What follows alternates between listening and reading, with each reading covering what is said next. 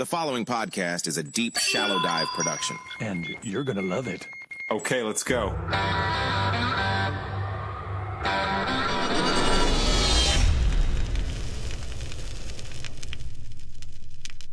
All right, so I did bring on my high school friend's son. His name is Max Sutter.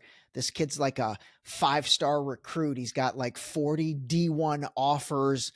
I think he's going to end up at Ole Miss, but he might end up at Alabama or Ohio State. He's like the nation's number 3 ranked tight end or something.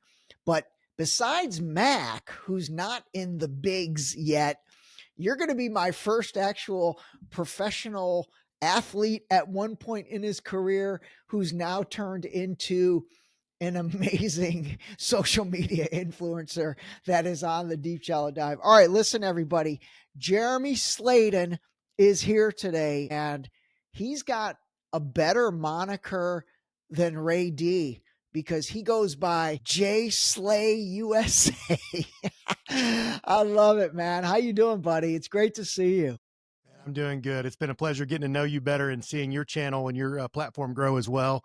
And we're going to have a lot of fun, man. I'm looking forward to it.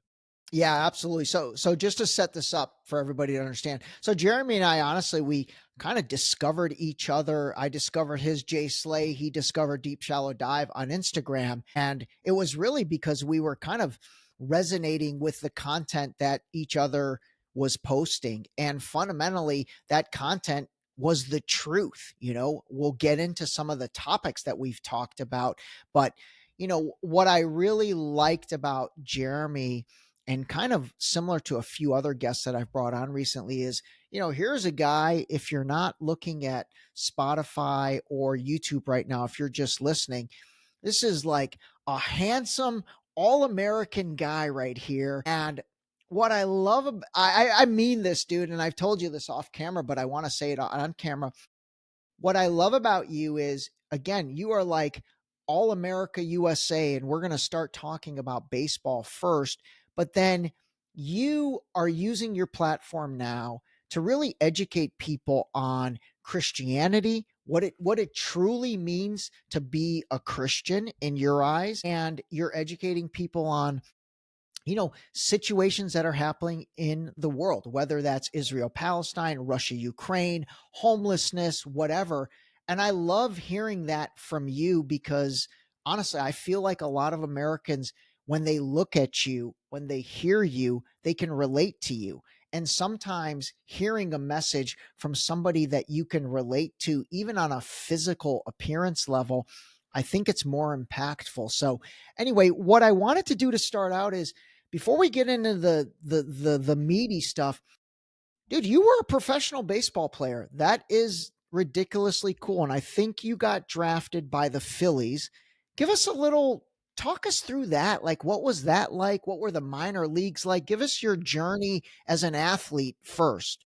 Sure. Well, it's a good place to start because, as you said, kind of whether it's what you're talking about, how I look, but just growing up as a young, athletic, white male that wanted to be great at America's pastime, baseball, you know, with a strong family, and we went to church, and it was a very all-American family, and the American dream was very much wrapped into that too. You know, my own father was the son of a diehard alcoholic who, you know, he left the family.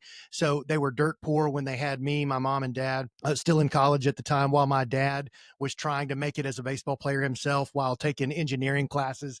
You know, so it was one of those like pick yourself up by your bootstraps and get it done kind of thing. So when his baseball didn't pan out due to an injury, they had no money. They're trying to make it through college. And here I come on the way. You know, a lot of those dreams were given up. It's like, now I've got to face real life. And that's where, you know, the JSlay stuff came from, a belief in the ability in this country to, you know, all the things that sound like platitudes, but they can happen, or at least they could happen. This is in the early 80s, where you work really hard at something and you do it honestly and you build relationships. My dad was in sales and construction and built a nice, I'll call it a nice platform or cushion for our family to pursue things like sports and music and other things that the American dream, quote unquote, can allow you to do. All right. Again, and look at this through the context of the 80s and 90s.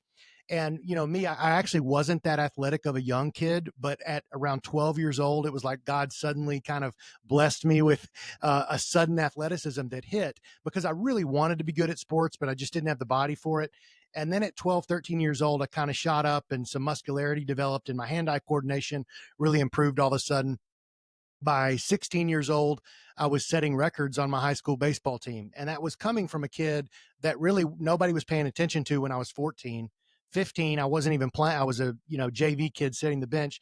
16, I'm batting, we're leading my high school team to 2 state championships in a row and getting pro scouts and college scouts to come to the games and watch. So it was such an exciting time for What a position family. did you play? What position did you play? Yeah, I was outfield.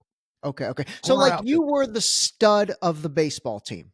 Like you I were the would best well, player on the team? well, I want to put it like this. We were ranked the number 6th team in the country, 6th, when I was a sophomore, and we had 3 other guys get drafted before I did. So I would not say that I might have had the best season, but part of that was the guys around me. And I'm not just saying this, they were really good. So it's not like, okay, we're going to pitch around Jeremy to get to, like, they couldn't pitch around anybody.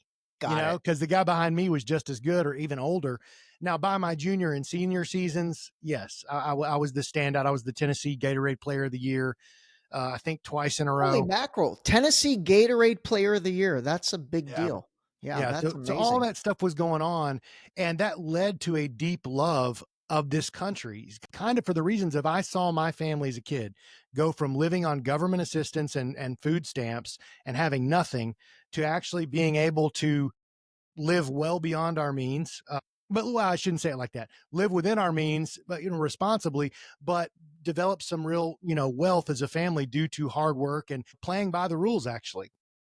So there was a pocket there in American history that I know of where think you could do it the right way, make money, and it didn't have to be through cheating or otherwise, is if that makes sense. Yeah, that So makes total sense. Okay. yeah, so full red, white, and blue, supported our military. All of that stuff was all wrapped up together, and we really didn't have time to get too deep into politics. Generally speaking, being Christians and conservatives and going to church, especially in the Southeast, it kind of centered around, hey, the left wing is more communist in nature. They're a little bit, or they're much, even back in the Bill Clinton days, we saw the left as much more extreme and the right wing being, the word conservative means to conserve.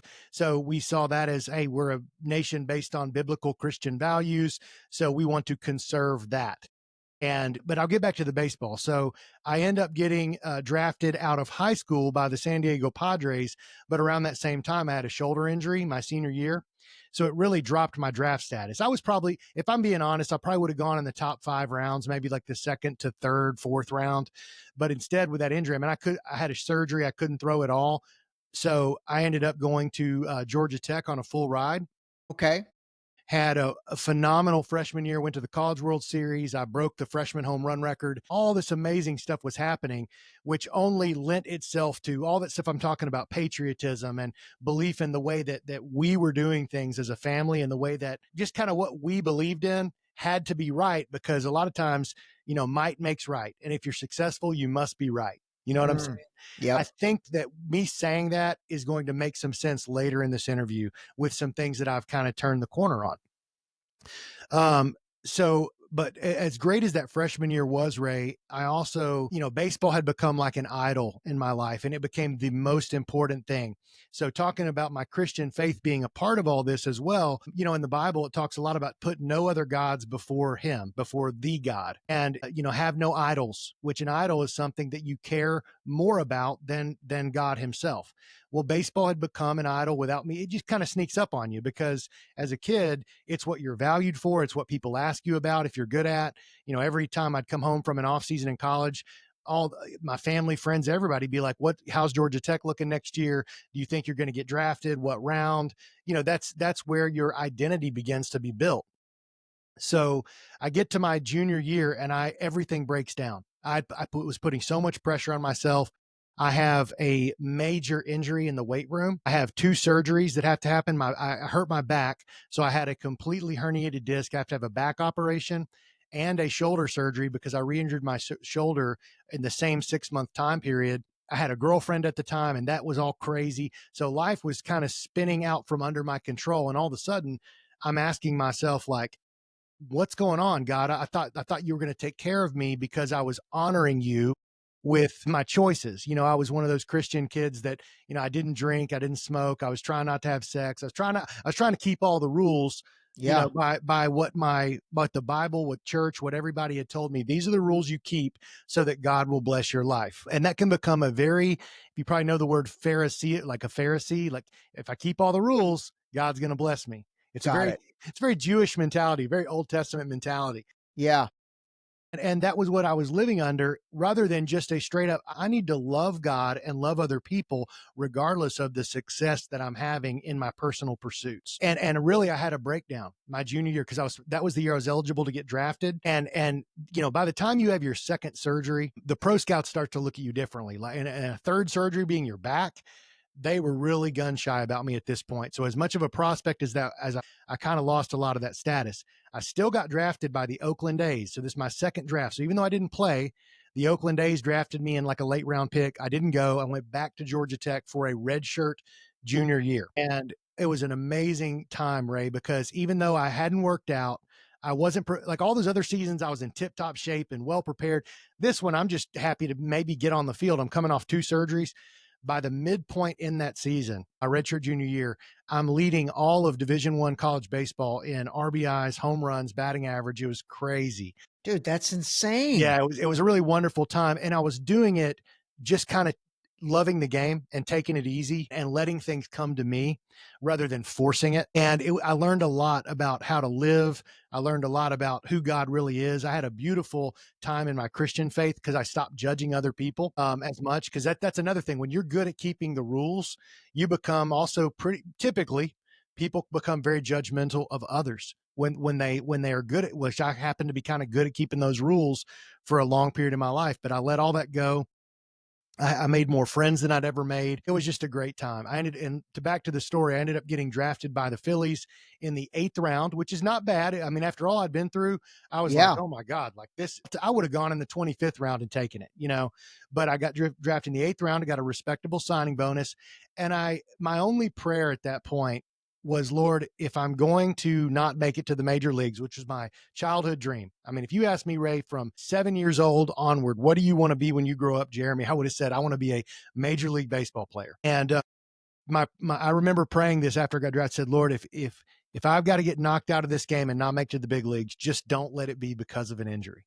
Yeah. And wonderfully, Ray, I got to play 6.5 really fun time of my life seasons in the minor leagues. I hit every single level. It was a tough journey. I had some great seasons, no doubt about it. We won 2 minor league championships. I got up to AAA.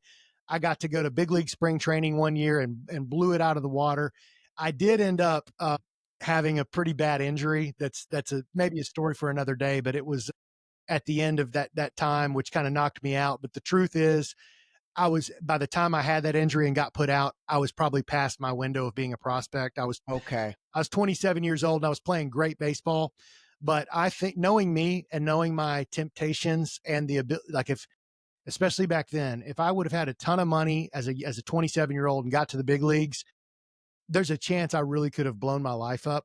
Like you see a lot of athletes or musicians or anybody else do. So I almost feel like that just was not the path that I was supposed to take, but I was supposed to have that experience to there. And I mean, now I'm living in Tennessee, back close to my hometown, happily married, got 2 little boys. I'm coaching Little League Baseball. I've got a nice day job, and then I get to do something I love in the pursuit of truth with JSlay USA on the side. So I'd love to do it I'd love to do it full time one day. Maybe you can help me with that. No, totally. I'm going to, dude. Yeah, I'm going to help put you on the map, man, because I think the map needs you. Well, listen, that was incredibly interesting. My last question on the baseball is just, so that's how it works. Like when you get drafted, do some guys get drafted straight to the bigs? Like they get drafted right away. Everybody goes into single A, double A, triple A. Yeah. Once in a generation, you'll have a guy that they're like, this guy, but he's usually out of college and the team already kind of needs him. And he may spend a couple months in the minors and they bring him up. I mean, but that is super rare. Super rare. Okay. Most of the time you work your way up slowly. And the hard part is, like, if I would have been a 1st round draft pick or a 2nd round draft pick and played the same baseball that I played as an 8th rounder. So, cause I had some really great seasons. I led my team usually in RBIs and home runs. Yeah. I didn't blow it out of the water, but I had very respectable seasons. Had I done that as a first round pick, I probably would have had been to the big leagues much sooner and gotten that shot, because you are the big investment. They want to Yeah. make good on that investment. Sure. When you're an eighth round pick, unless there's a big need for you, you've really got to earn it. I happened to be with the Phillies. So when I got drafted was in 2005. Well, by the time I was in double A in 2008, and usually you get called up to the big leagues from double A, triple A is kind of a holding ground for if you're injured or maybe you're going to go up next month. They may throw you up in triple A for a little while. Okay. But when I was in double A and got invited to the All-Star game and all this stuff, that was the year the Phillies won the World Series. So they didn't have any needs for minor league talent at that point. Got it. Yeah, Okay. it went out. Interesting. Yeah, and right after that, you win the World Series, they had all this money. They went out and bought a bunch of high-profile major league talent to put as backups. Got So it. it actually worked against all the minor league guys when they won the World Series, because they had so much money and capability at that point to stack up their bench. Got it. Got it. Did you ever face any pitchers we'd know, like any of the guys in the bigs that you remember? Several, a lot of the time though, the reason I did is because they were down and they were injured or whatever. Got it. Got it. Yeah. Yeah. One for example is like Roger Clemens. He was on the tail end of his career when I Yeah. came. But yeah, I mean that's such a marquee name. He came in, he walked me, he threw like I think like one strike on the inside corner and then four balls just off the plate away. That's So hilarious. kind of a Hey, boring dude, that's bat. Roger Clemens. That's Yeah. legit, man. But I've That's faced very a ton cool. of guys, and now like then it's nothing's coming to mind, but like tons of guys that made it and spent 2-3 years in the big leagues, and now they're not there anymore. So I Yeah. faced a lot of big league talent, but at the top of my head, Clemens is the only name coming to mind. All right, very cool. Okay, that was awesome. I really wanted to kind of have that conversation because, first of all, I think it's incredibly interesting, but I also think it does set up kind of the rest of what we want to talk about and really, really why you and I even got connected. And that is, to go into things that matter and to go into things that are happening, in the world today. Let's start with, growing up as a Christian. Like, you asked me in one of our exchanges, you're like, hey, by the way, what is your faith? And I said, I don't really have a faith. Technically I'm Muslim, but I don't practice that religion. I'm spiritual in nature. And then I shared with you, I said, hey, I treat people by the golden rule. I really like that. I treat people the way I want to be treated. And I really do try to live by that. But what I'd love for you to do now is talk about growing up Christian and what is that? What does that mean? And then you can even take that and help us understand the John Hagees of the world, like this Christian evangelical and Christian Zionism. I think this will be fascinating for this audience to hear that from you. Sure. Well, I'll start with my personal experience, and then you can guide me into where you want to take it next. So when you say to an American, what's your experience like being a Christian, you're going to get a ton of different answers depending on their faith tradition, their denomination, where they're at in the country, all of that.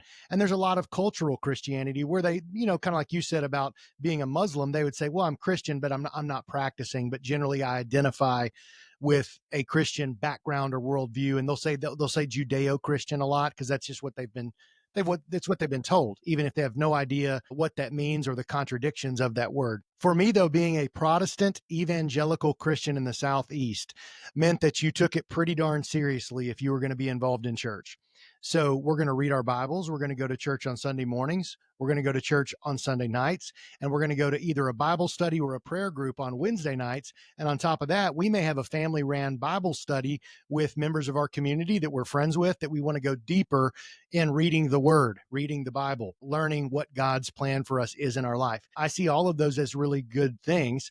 But layered on top of that, evangelical means to go out and spread the gospel, to proclaim God's word to the world, Okay. or to spread the good news. Now that's where it becomes difficult. And this would be true, I think, of any religion, especially in a multicultural environment. I mean, so my Christian faith, in some ways I was respected for it because especially in the 80s and 90s, there was a general respect for those who held to biblical values. However, if you started trying to really live by it and talk to others about your faith, two things would happen. on the one hand, you would be pretty much rejected by the cool kids at school because you're not going to be going and partying with them. There's a lot of things that they're going to do that you either can't or that you would frown upon. So they would say that you're judging them, even though you're really not wanting to judge them. You're wanting to be friends with them, but you kind of can't. So it's a little bit of a conundrum where you're judging each other. So that's tough as a kid. On the other hand, though, I've got a lot of really, really great experiences sharing my faith with members of my baseball team, kids at school, what have you, where I would share, like, this is who Jesus is to me. This is the plan of salvation. This is why I believe that we need the Lord. And if you feel like something is missing in your life, you feel like this world is not providing a satisfaction at a deep level, that's where Jesus comes in. And I would share my personal story backed up by Bible verses that I knew.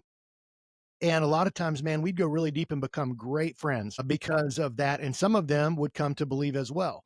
So those are the two core things I'd say about being an evangelical is. And by the way, when you say the Bible, which Bible are you talking about? Old Testament or New Testament? And then I'm just going to throw these out and you explain them. Like, I've heard there's, the King James Bible. I don't know what that is. There's a Schofield Bible. I know kind of what that is because I think there's a lot of controversy with that. But like when you say I would read the Bible, I would go to classes on Wednesday, I would do this.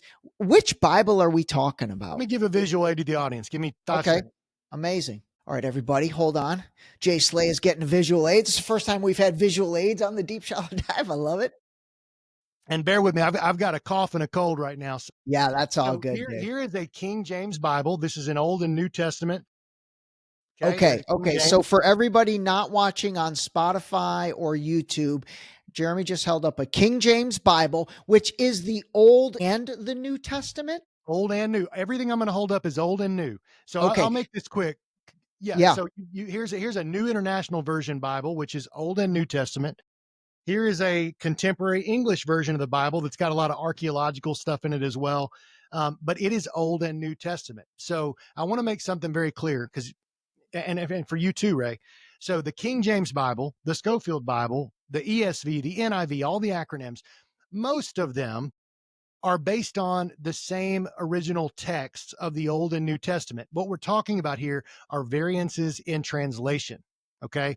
And that's where you can get kind of bad or shoddy translations of the Bible or really loose ones that take a lot of liberties. But for me, all of those Bibles that I held up are acceptable. But yes, for an evangelical Christian or really Catholic, they have a couple of extra books called the Apocrypha, which you go back into the councils where they were deciding which Bibles would go in and which wouldn't. There was just some slight disagreements there. So there might be 4 or 5 extra books in the Catholic Bible. But it is the Old and New Testament. And what you're talking about, Ray, is various translations. Now, I think I should make this point now. The Schofield Bible is a King James Bible. It is. Okay. Because that was the most popular Bible of the time. So when Cyrus Schofield was writing that Bible, this is back just before 1909 when he released it, he was using King James. Now, what he did was he added notes and he added chapter headings and subheadings, which had never been there before. So he would take a passage of the Bible, and there weren't even that many study Bibles at the time. Like Ian Carroll and the country singer John Rich, they've had some popular reels. They have been saying this wrong. They're saying he made his own Bible. No, he didn't. He took a normal traditional King James Bible, but he added headings that had his own slant. He added subheadings, which added a slant, and then he would add notes. And the problem with that was they were very, very Zionist in terms of modern day Israel, and another word, dispensational in their interpretation of the traditional King James Bible. And he was super, like he shouldn't have been, he was super connected to the top Bible school leaders in the country. So his Bible went into all of the curriculum. And what happened is because the notes, the headings and the subheadings were appearing on the same page with the Holy Bible, the Word of God, the seminary students and the Bible students all began to take it as gospel. So they'd be like, okay, here's what the Bible says, but here's what it means. And it was based on Schofield's interpretation. So I stopped there to make that point because I think too many people have been saying the wrong thing. And I'll tell you, pastors that are feeling the heat about this, they are jumping at the chance to say Ian Carroll's wrong and John Rich is wrong. Yeah. And they were wrong in their semantics, but the truth of the matter is it's Schofield's notes that really infiltrated into the Christian Bible schools. Okay. So that's very interesting. So Ian Carroll, I've talked about him a bunch on the podcast and he's really blown up. John Rich, I know he's a famous country music star. And I listened to his episode on Tucker Carlson where he talked about the Schofield Bible and all that. It seemed to me what Ian and John Rich said, and correct me if I'm wrong, is they positioned it as this Schofield person being linked to maybe the Zionist at the time or evangelical Christians. He wrote his own Bible, but what you're helping us understand is that was almost like taking the King James and maybe creating a version of it with headers and with his notes and all that. I think the controversy right now surrounds the fact that people like John Rich or Ian Carroll are saying that the way he did that, it molded the Schofield Bible into something that benefits modern day Israel and also benefits the Zionist movement at the time. No doubt. And so they were saying that was strategically done. I think that's probably accurate, Very right? strategically done. So all I was doing was correcting a semantic error. Got it. Yeah. No, I'm glad you did. Yeah, because that's very important. He used a traditional King James text Bible, but he was very connected to high-powered Zionists at the time, like Samuel Untermeyer was the one who approved his acceptance onto the literary committee of the Lotos Club. Now, I don't want to lose the audience here. Let me lay a foundation for what was going on. Cyrus Ingerson Schofield was he was a little-known preacher. He was trying to make a name for himself. He was a very mysterious, enigmatic figure who, in his life history, he disappears for 5 years here, 5 years there. All he'd ever written were sectarian pamphlets for specific denominational groups. So not well known at all. At the time he was admitted to New York's Lotos Club, that's Lotos, all right, and it's still around today, and it is a highfalutin group. Mark Twain was a member. You had the Carnegies that were members. Yeah. You had presidents giving speeches there. And all of a sudden, Cyrus Schofield, this little known guy, not only gets accepted on their literary committee with Mark Twain and others, but he lives there. It's his own salary as a little known pastor in Pennsylvania at the time. He got known as a pastor in Texas, but then he went to Pennsylvania. His salary would not cover the dues to be a member there or the meals or any of that. So he was being funded to be a part of this. Now, why would he get that position? I believe it's because they could have blackmailed him very easily. And I can go back to that later, but Samuel Untermeyer, who was a very powerful Zionist Jew, he was on I think the American Jewish Council at the time. He had a big hand in creating the creation of the Federal Reserve.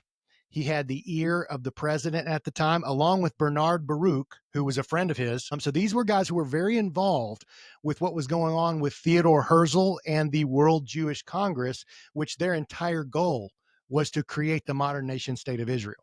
All right. Yep. All right. So little known fact here. This is going to blow the mind of the people that have not heard this before.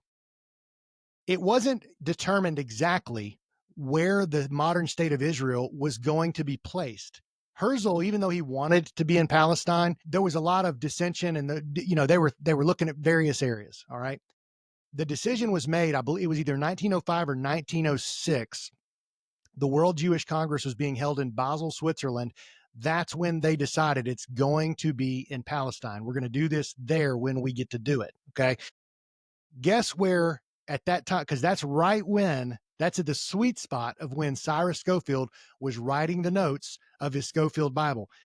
Of all places he could be to take a sabbatical or a vacation with his wife at the time to spend a year or more to write down these notes, he was staying only in Basel, Switzerland. Well, a short train ride away in Switzerland. I forget the name of the town. It's in my article. If you want to go deep on Schofield, and I lay all of this out with cited sources, you can go to my Substack, JSlayUSA.com. That'll take you right there. My Schofield article's there. And I dig deep into this man's history and who was funding him, supporting him. So I say all that to say this, Ray.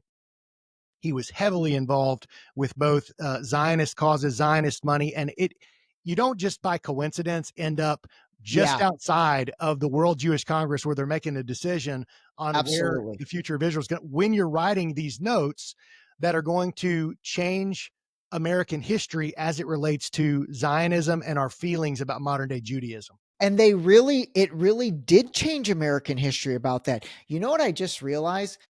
Schofield was Jeffrey Epstein before Jeffrey Epstein. What do you think about that analogy? Say it again. Schofield was Jeffrey Epstein. He was the original Jeffrey Epstein. Like, he was the original guy that maybe was put in that position as the writer of that version of the Bible in order to basically create a narrative that they wanted to use. Now, not directly similar to Epstein, but to me, Jeffrey Epstein, and I do want to talk about Epstein. Epstein was it's a well-made point. I think Epstein was a little bit more in control of his own destiny. To say he was the guy blackmailing others. He was the blackmail guy, yeah. But he could also be blackmailed. I mean, but yes, I believe that Cyrus Schofield was chosen as that guy who he could easily be taken down. He really wanted to build up his reputation and his own personal power. I mean, you're talking about a guy that left his first family and left him hanging out to dry. And once he made money, he never supported his destitute wife or daughters or son. His son wasn't even a Christian. So they just found a guy that they could easily control. And if they needed to, easily pull out the rug from under. And it's basically like, if you will keep your mouth shut and you'll do this, we will give you this. And I totally agree, man. I totally agree. All right. You know what? Let's move into Jeffrey Epstein. I'm going to move off script a little bit because I think the only guy who's had better memes about Epstein than me is you. Because some of your stuff I die laughing at. Well, all right, dude. What's your take? What's your take on this? What is going on? Well, I think the 10,000 level take, regardless of memes or anything else, is you have the most Zionist bought off administration, cabinet, and Congress in American history right now. For as many good things as Trump,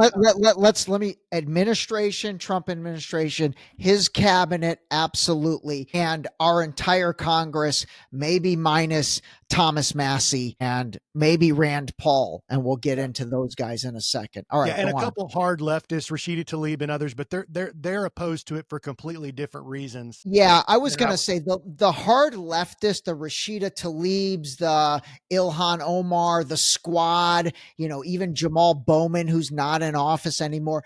They're opposed to it because they have Trump derangement syndrome, and it's a hard left thing. Yeah. It's a very different angle than where I would come from. But so where was I going with that? Oh, so I think what you have right now is, Epstein and his secrets are the golden egg that could take down a lot of people on both sides of the aisle and expose the elites that are controlling both sides. Because there's a level, I think, way above Trump. And I think it's those old families, Rockefellers, Rothschilds, and others that are working out of the city of London, working out of DC, out of the Vatican, and out of Jerusalem and out of Tel Aviv.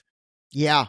I think there's a lot of Mossad involvement in all of it, as we've seen with JFK, the recent release of those files. So I guess the point I'm making in a roundabout way is you have a president and administration that's saying we're the most transparent in history, promises made, promises kept, except we got to redact these for national security.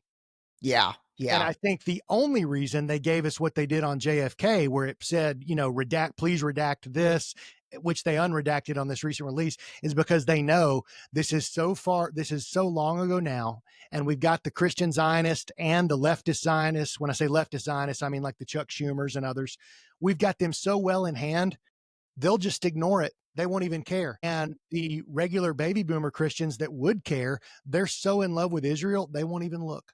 So it's kind of a brazen slap in the face to people like you and me to say, yeah, we'll put it out there for you because there's nothing you can do about it. I didn't even look at the recent release of the JFK files because I was like, this is going to be a nothing burger. But I know you did. So are you saying there's actual evidence in there that links the JFK's assassination to Israeli Mossad? Yeah, well, Mossad was barely created at the time. So again, okay. Yeah. People that are out to shut people up like me will take any semantic thing I say wrong and use it against me. But I would say this, the points to the Jewish elite power structure in Israel. It does point to Israeli intelligence. It says it directly. And at the bottom of a lot of these, I'm actually surprised you hadn't seen it. At the bottom of a lot of these documents, it says, please redact anything in brackets. So we've actually had these documents before. They've already been released, but they were redacted. The part that was redacted was anything that said anything about Shin Bet, which is the kind of defense. It's sort of the Mossad for the homeland, the Israeli intelligence, or anything to do, even when there was one line in there on one of the pages that said, now that we have our Jewish backers and Jewish money, when either we or they get it done, we'll be scot-free, or something like, something along those lines. I've posted some of this stuff, but you can find these documents easily now on people's Instagram. But beyond that, you can find it on the .gov website. I forget, the archives.gov. They're there. So yes, it directly does implicate. And what you'll find is people like me are talking about it a lot, but people like the DC Dranos of the world, and all of the big influencer platforms that have 1 million plus or more, they're just like, oh, we always knew the CIA. We always knew the CIA was corrupt. This proves it. They're purposely obfuscating the truth because they're being paid to keep their mouth shut.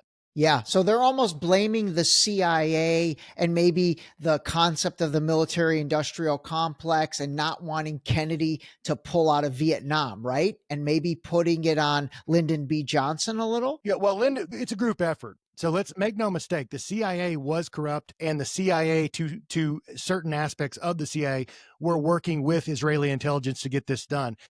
It was as it relates to Israel, the big win for them in all of this was JFK was coming to seriously question our support of Israel at the time. He was trying to get the American Zionist Council. I believe that's what it was. Yeah. That was later to become AIPAC. All right. Right.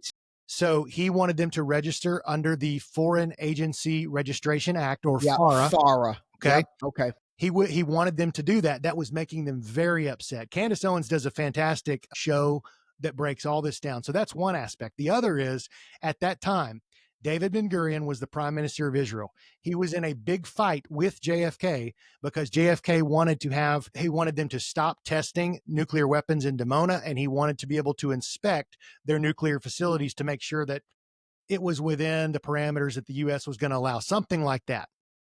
And he also wasn't just willing to give them all the money they were wanting at the time. Well, LBJ, who was a big-time Zionist and also wanted to be president, you can see how this is kind of a win-win-win, right? 100%, so dude. The CIA works. It was a perfect storm what they set up. You got it. You got it. And this is why Jack Ruby, or Jack Rubenstein, he took out Oswald so that Oswald could never testify. He says, I did it for my people. Yeah. That's a famous. And by the way, how crazy is it that his name is Jack Rubenstein, but history has appointed him Jack Ruby? I mean, obviously they didn't want Rubenstein to be the name. No, dude, this is so interesting. You know, what you said earlier, I thought was so good, where you're like, the reason they put out the unredacted JFK files is they're basically saying, here you go, but you can't do anything with this. Or what did you say? You said, like, there's nothing you guys can do with it. And I'm talking guys like me and you, or truth tellers. Like right now, in terms of the big media, the big independent media, to me, the top level truth tellers are Candace Owens and Tucker Carlson. They are really saying it. They are really saying it. But Rogan's not saying it. I don't see Joe Rogan really saying it. You know, he brought Ian Carroll on, and it was an okay episode, but I don't see Rogan really being as honestly as transparent as I think he should be, because I know Rogan gets it. He's too smart not to get it. Well, they're even Candace and even Tucker, they're managing their audience, they're hedging their bets to some degree. So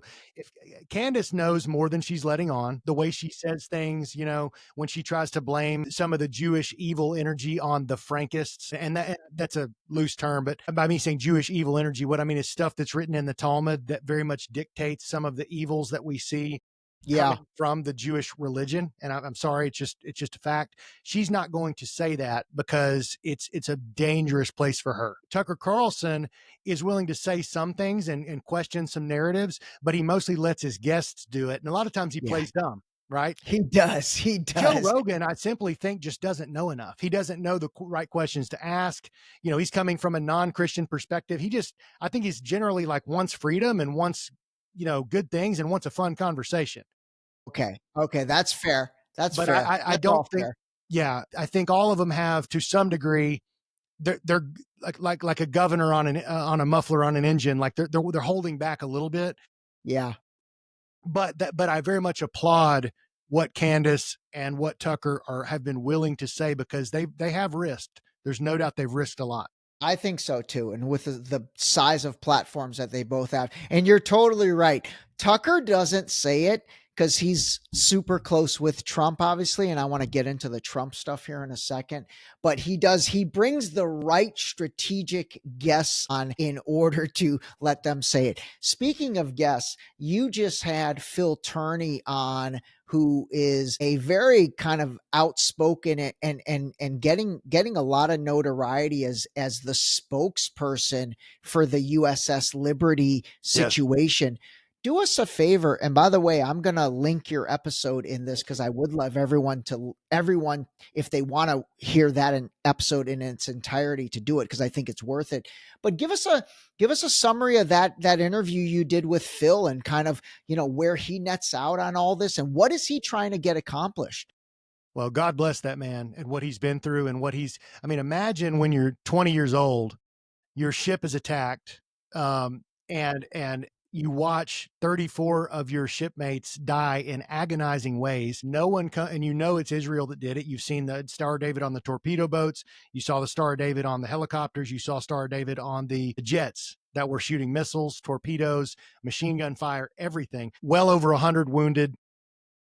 And him and the doctor worked on repairing bodies for 17 hours before anyone came to help. And he's immediately told by his flag admiral, this I'll never forget this part of the story. He said he took off his stars, slapped them on the desk, said, "Guys, I'm just like your father. I'm just like your dad. I need you to tell me everything."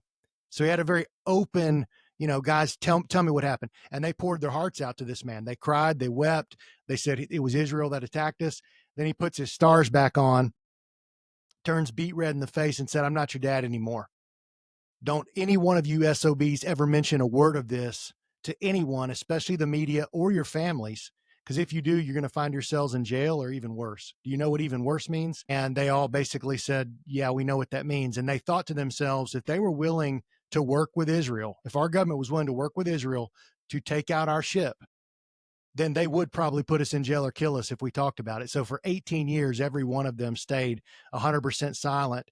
And Phil was one of those guys, right? So Phil was one of those guys that stayed silent. So somebody told him this back in 60, whatever.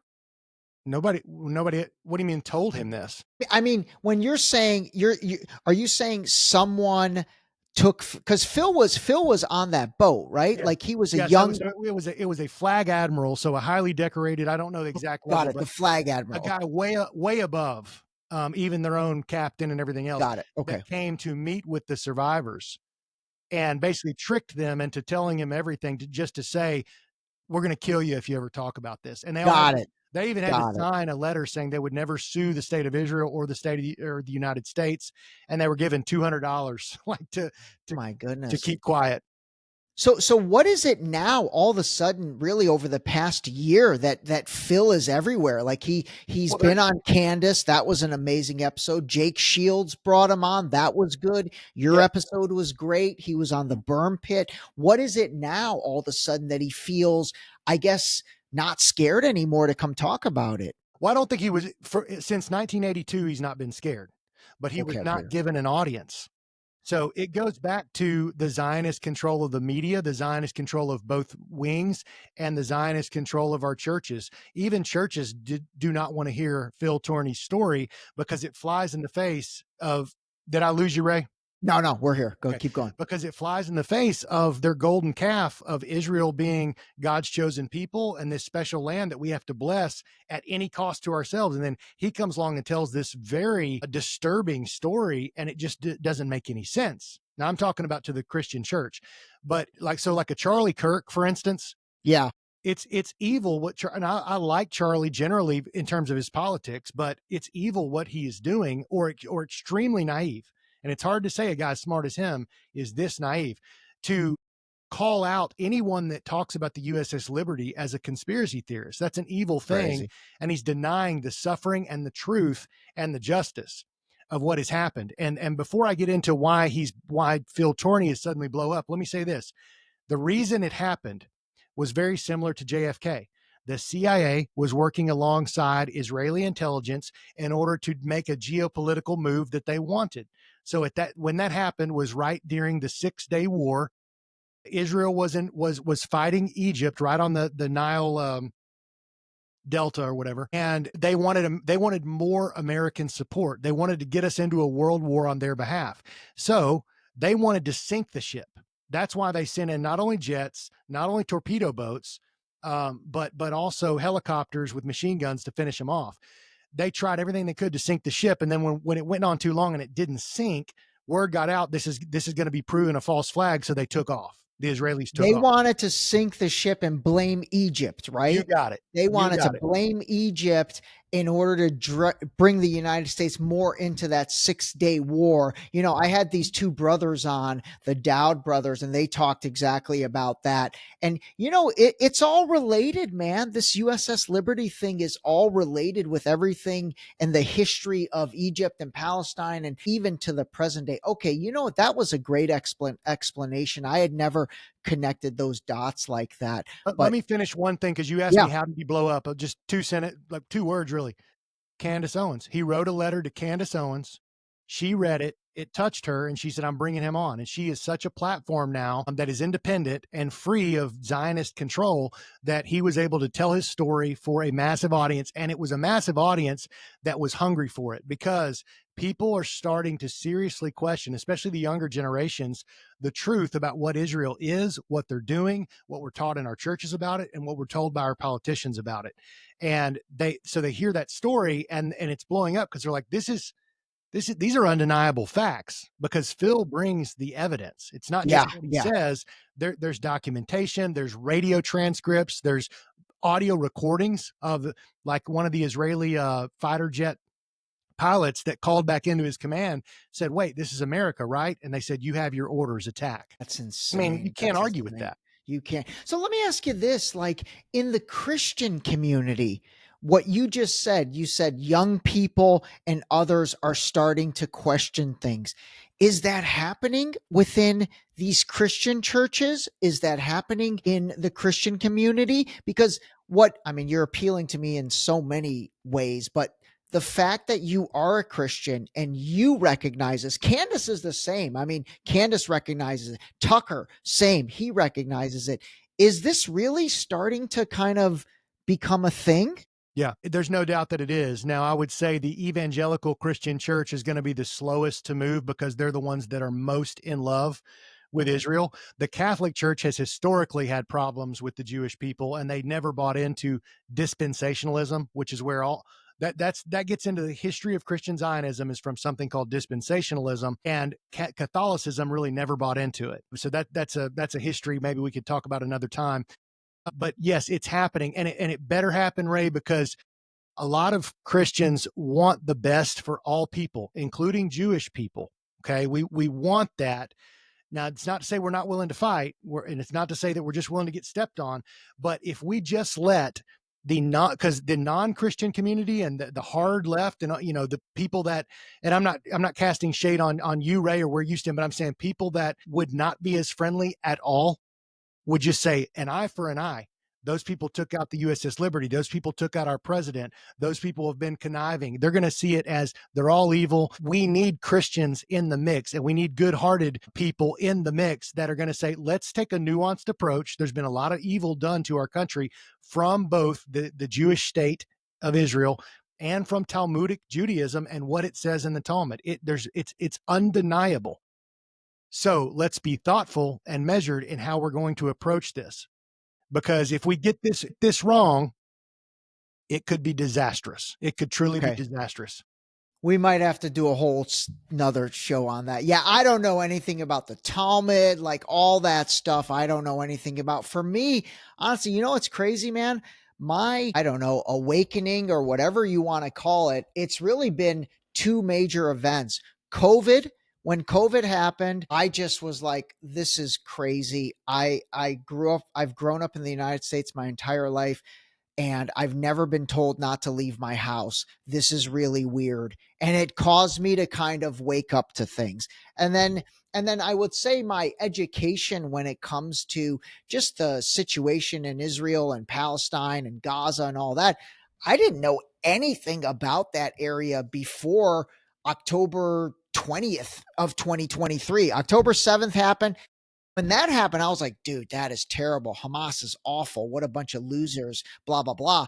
And what's funny is, I mean, I don't know if that was you. I know that was Candace, because she has said that's exactly where she was. She's like, I didn't know anything about anything. Well, she worked until, yeah, she worked for Prager University and Daily Wire, like that's insane. But two that, Jewish-led entities. yeah, to measure it. Exactly. But that's when my education of it started. And again, even to this day, I just like to call a spade on this stuff. I really do. And it's calling balls and strikes. You know what I mean? You look at October 7th, awful. The fact that one innocent civilian or even military died that day is one too many. The hostages, that's awful. My heart goes out to any family that's had to deal with their loved one being a hostage for almost coming up on a year and a half or 2 years by now. That is all terrible. But everything that's happened post October 7th to the Palestinian side, what I have a hard time with, and people that I have a hard time with, is people that can't show empathy to that as well. You really need to show empathy to both sides of that. And that's kind of been my education process. No doubt. But, looking at October 7th, we've got to I look at it like this, Ray. I think that Hamas is one of the most important parts of Netanyahu's military. Interesting. Okay. What I mean by that is this, because people are going to go, whoa, what are you talking about? Netanyahu was on the out and out in that country. He was probably not going to be prime minister much longer. He, back from the days of his father, he's very invested in the Greater Israel Project and wants that land. This hostage-taking situation and all of that happened from Hamas, I believe he knew it was coming. I believe that high-level elite Jewish intelligence, Israeli intelligence, knew that it was coming, approved and green flagged it. Yep, bring them on. And let them do their thing. Let them through the gate in 14 different places. Let them kill people. And then we're going to go in and blast it to bits with our Hannibal directive and make the death count way worse. And then, because of our Zionist control of the media, especially in America, all we've got to say is this was our 9/11. Please support the poor Jewish people that have been through the Holocaust. Look at what they've done. Yeah. And they got a ton of support, but they also had a lot of people like you and me that were like, wait a minute. Something's not right here. You've got a country the size of New Jersey with one of the top air fleets in the world, where a helicopter can get anywhere in the whole nation within 15 minutes and nobody shows up for 7.5 hours. Are you serious? That's why I say this was a powerful part of Netanyahu's plan, Netanyahu's army. And it's not just him. He's just the figurehead, right? He's the figurehead. Absolutely. This goes back, Ray, to as they were wanting to create their state, they learned this pattern. You ever heard of the King David Hotel? The King David. Yes, I have. So the King David Hotel before 1948, this would have been, I think, early 40s. Palestine was still controlling the area, kind of managing the tensions between the Arabs and the Jewish people. The Jewish people at the time, the Irgun, the Stern Gang, and the Haganah, those were the three fighting forces. They were fighting dirty, man. They were ready for Palestinians and Arabs to get out of what they considered their land. It was time. And the intelligence offices of the British, I may have said Palestinians earlier. I meant the British and the Arabs were in the area, right? Got it. Yeah. The British intelligence was at the King David Hotel. So it was either the Haganah, Irgun, or Stern Gang. I can't remember which one. They dress up as Arabs.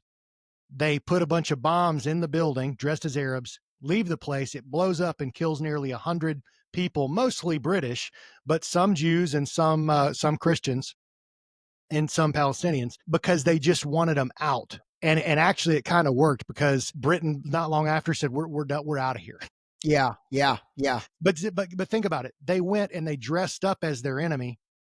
They blew something up to get their way. And even and Menachem Begin, who was one of the masterminds behind that attack, he later becomes prime minister and one of the first prime ministers of the Likud party. Wow. Which is what Netanyahu is the prime minister of. So I don't mean to go too deep into Israeli history or politics, but man, if you want to understand how they have formed a game plan that they know works, and they do it time and time again. Totally. I listen, the 9/11 analogy makes so much sense. And I've been on record on this podcast saying, I mean, I think Hamas is fake. I think they're completely, if not fake, there are ancillary forces behind them, being Netanyahu first and foremost. And by the way, there's article after article from 2014 to 2017 to 2019 that shows how Netanyahu actually funded Hamas, or allowed the Qatari government to continue to fund Hamas in order to drive that wedge between Hamas and Gaza versus the West Bank and the Palestinian Authority under Mahmoud Abbas and all that. Yes. So I think all of that absolutely makes a lot of sense. Getting back to the Epstein files and all that, I mean, that's never going to come out. Like I think it's hilarious that Trump ran under this, and then Kash Patel and Dan Bongino and even Pam Bondi and all these people were like, 24 hours after the inauguration, we're releasing the Epstein files full tilt. And here we are 60 days later, and they're still kind of, nothing. If anything, to protect their own reputation, I wouldn't put it past them to create a false list of people who have mostly died already. Probably with some notable figures, maybe they'll get a couple fall guys that they want to take out anyway that are on the left wing. But I wouldn't be surprised if they don't doctor a list and give it out to the public, say, look, we did it, because they're between a rock and a hard place. You can't say that you care about the truth more than any other administration in history, and that you're more transparent than any other administration in history, while at the same time, Dan Bongino, Kash Patel, Pam Bondi, Donald Trump, all of them say that they're the most staunchly supportive of Zionism and Israel as any administration ever. I mean, it's almost pathetic hearing Dan Bongino. He was asked, what do you really care about, Dan? What's something that really appeals to your heart? He said, defending the state of Israel. He said that recently on a podcast. So do you think he is going to, or Pam Bondi or any of them, are going to go after the truth on something that's going to expose their golden calf, their idol? No. Yeah. They're not. By the way, this golden calf analogy, is there a calf involved in something religious? Yes. That is the traditional, like when Moses, this is interesting you bring this up, when Moses went up Mount Sinai to get the 10 Commandments, most famous moment maybe in Old Testament Jewish history.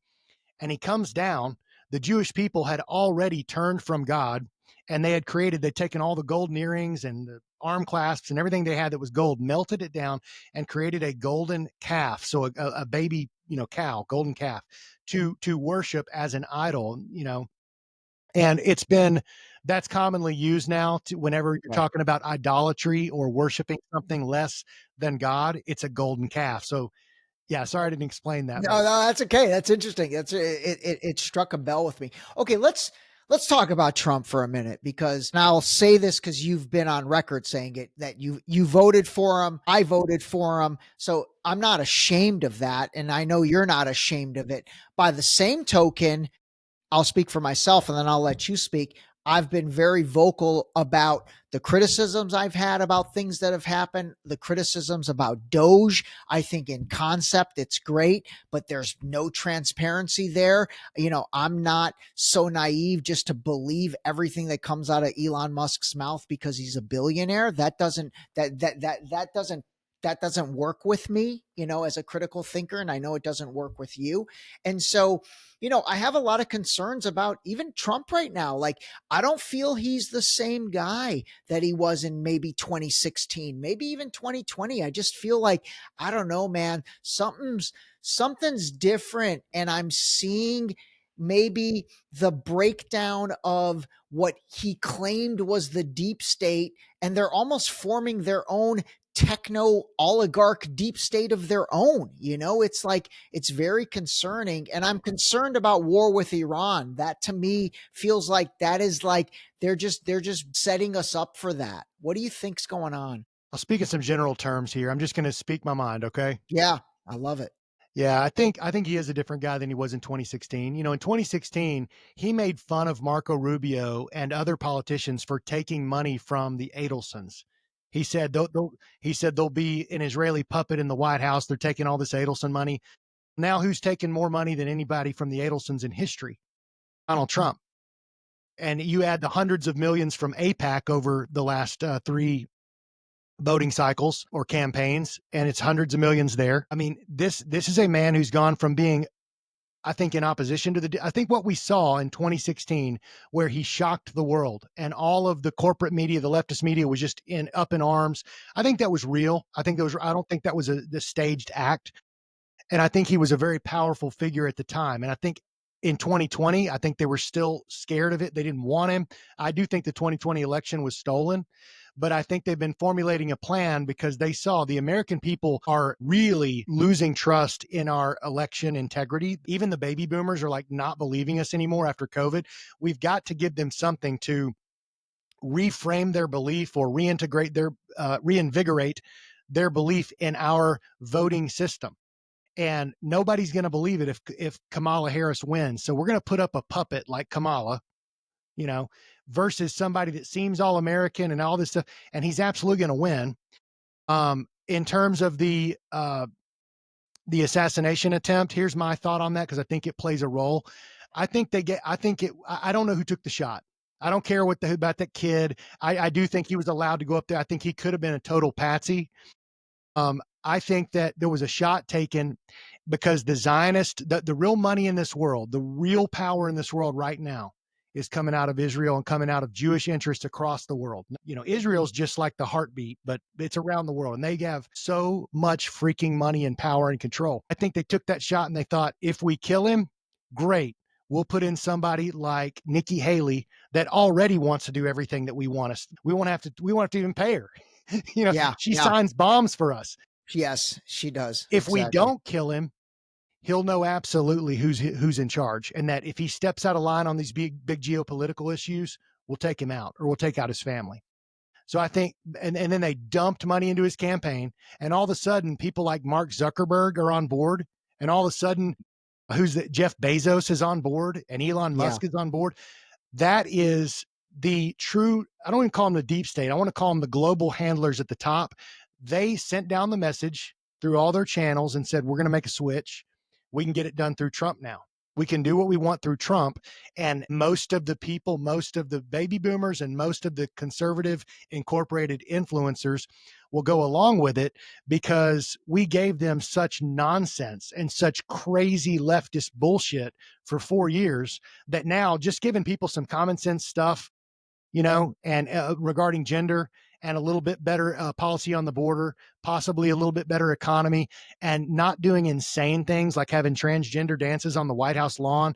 Like, if we just give them that, then they'll go along with whatever war we want, whatever expansion that Netanyahu wants.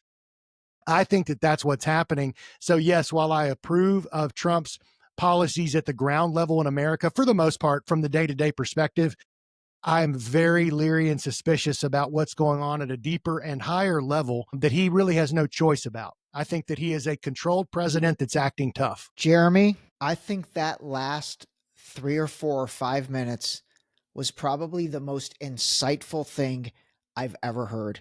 I'm not even kidding. And definitely the most insightful thing on this podcast. I think you nailed it. And I'll be honest, I've thought a lot of those different things maybe separately. I've never really pieced it together the way you just articulated that.